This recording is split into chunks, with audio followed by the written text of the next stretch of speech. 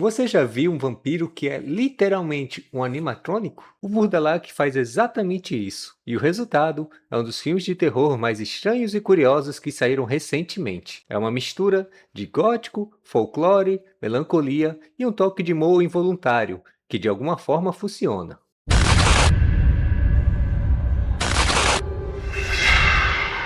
A história se passa em um período antigo, quando o nobre francês Jacques é enviado em uma missão diplomática através de uma região remota da Europa. Durante essa viagem, ele acaba se perdendo em uma floresta densa, isolada e sem ter para onde ir. É então que ele encontra uma casa escondida entre as árvores, lá da família de um homem chamado Gosha. O clima já é esquisito desde o primeiro contato.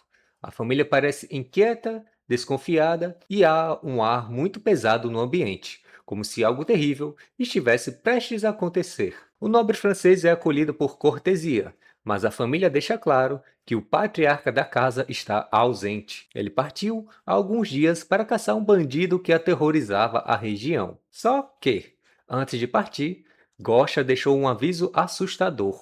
Se ele não voltasse antes de 6 dias, a família deveria rezar pela sua alma, porque depois disso ele não seria mais o mesmo homem. E adivinha o que acontece? Na virada da sexta noite, Gosha retorna, mas há algo de profundamente errado com ele. Seu rosto parece diferente, seus olhos vazios e sua voz distante. Ele fala pouco, age de forma estranha e aos poucos a casa inteira é tomada por uma sensação de medo e decadência. É aqui que Vurdalak se transforma num conto sobre corrupção familiar, isolamento e a lenta entrada do mal em um ambiente doméstico.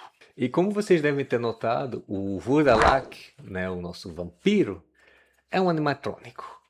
E eu amo essa ideia, eu amo animatrônicos, porém, dá para perceber logo nas primeiras imagens que é um animatrônico mais limitado. É até bem feito, tem uns movimentos bacanas, sim, mas é meio limitado. Então, assim, as cenas iniciais, apesar do espanto de ver um animatrônico em pleno 2023, 2025, ficaram um pouco cômicas, né? Não de forma voluntária, mas ficaram cômicas. Pelo menos para mim, eu comecei a rir quando eu vi o poderoso, implacável vampiro naquele animatrônicozinho. Então, é. À primeira vista, não parece muito legal, não. Pode parecer cômico no primeiro momento, e de fato, até meio teatral e feio. Mas, conforme o filme avança, essa estranheza se transforma em medo genuíno. O vampiro se torna mais grotesco, muito mais cruel. E o que antes parecia uma escolha bizarra começa a fazer sentido dentro daquela atmosfera do longa. Então, meu estilinho Zé é bem cômico no começo, porém ele vai te ganhando aos poucos. Ele tem uma voz, um jeito assim teatral que acaba te ganhando. É devagarinho, devagarinho. É complicado dizer, olha, ignora um pouco o visual do nosso vampiro, principal antagonista do longa.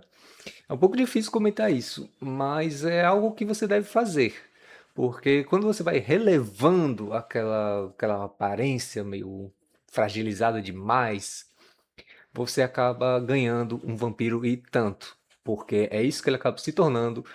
E ele faz umas coisas bem interessantes, tá? E outra coisa interessante é que esse filme lembra muito o cinema de terror europeu dos anos 70. É aquela direção lenta, contemplativa, que aposta muito mais na ambientação do que em sustos ou violência. Toda a floresta, toda aquela neblina, roxos mal iluminados por velas, tudo parece um pesadelo. É um terror que vai te envolvendo bem aos poucos, mas acaba causando um certo desconforto, sim. E o mais interessante é como o filme lida com o tema da família e da maldição, pois o Vurdalak não é o vampiro tradicional que conhecemos, que sai caçando desconhecidos. Ele volta para casa e é justamente o amor familiar que o condena. Ele busca aqueles que ele mais amou.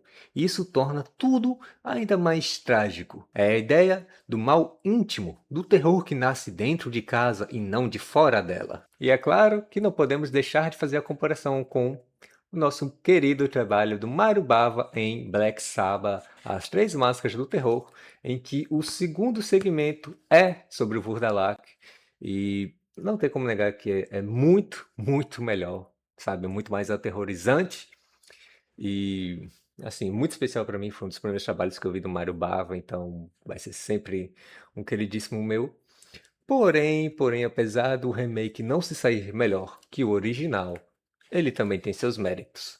Os autores transmitem sentimentos e resignações e medo crescente. E ainda existe um toque romântico entre dois personagens que é profundamente melancólico e que intensifica o impacto do final do longa, que é um desfecho muito corajoso, sombrio e com aquele tipo de amargura que você leva consigo depois que os créditos sobem. E como dito antes, esse é um filme feito para emular os anos 70.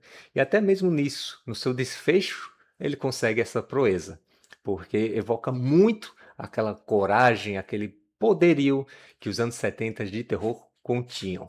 Mesmo com um vampiro meio cômico, o terror é real.